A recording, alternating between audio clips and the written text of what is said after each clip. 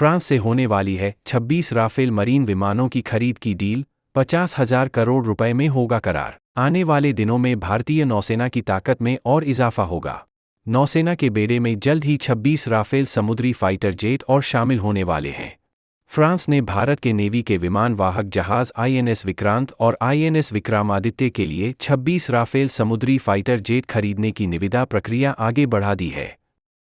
France ने भारतीय नौसेना के लिए 26 राफेल समुद्री फाइटर जेट खरीदने के लिए टेंडर ओपन कर दिया है और अपनी प्रतिक्रिया भारत को सौंप दी है।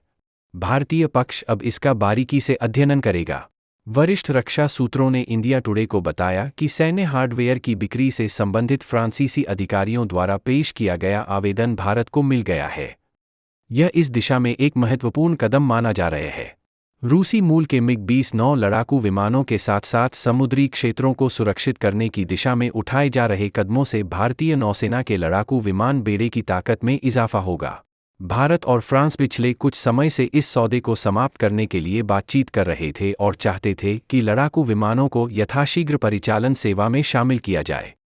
भारतीय नौसेना के विमान वाहक को बढ़ावा देने के प्रयासों के तहत भारत ने 26 राफेल समुद्री विमानों के अधिग्रहण के लिए फ्रांस के साथ 6 बिलियन अमेरिकी डॉलर का सौदा शुरू किया था। सरकारी सूत्रों के मुताबिक भारत ने हाल ही में फ्रांसीसी सरकार को एक अनुरोध पत्र सौंपा है और दोनों सरकारों के बीच सौदे पर बातचीत चल रही है। यह सौदा, जिसे आने वाले महीनों में अंतिम रूप दिए जाने की उम्मीद है, भारत के विमान वाहक आईएनएस विक्रांत और आईएनएस विक्रमादित्य की परिचालन ताकत को बड़ी ताकत देगा। सूत्रों के अनुसार राफेल समुद्री विमानों का उपयोग भारतीय नौसेना द्वारा अपने विमान वाहक से रक्षा अभियानों के लिए किया जाएगा। डसॉल्ट एविएशन से खरीदे गए राफेल मरीन जेट वर्तमान में तैनात मिग-29 की जगह लेंगे। यह हाल के वर्षों में फ्रांसीसी एरोस्पेस से लड़ाकू जेट की भारत की दूसरी बड़ी खरीद होगी। खरीद में 22 सिंगल सीट राफेल समुद्री विमान और 4 ट्विन सीटर ट्रेनर संस्करण शामिल हैं, जिनमें से सभी का उपयोग भारतीय नौसेना द्वारा अपने विमान वाहक पर रक्षा संचालन के लिए किया जाएगा।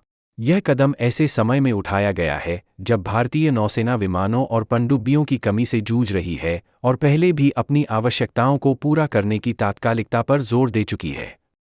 रक्षा अधिग्रहण परिषद को इस प्रस्ताव को अपनी मंजूरी दी थी, जिसके बाद भारत के नौसैनिक शस्त्रागार में महत्वपूर्ण वृद्धि के लिए मंच तैयार हुआ।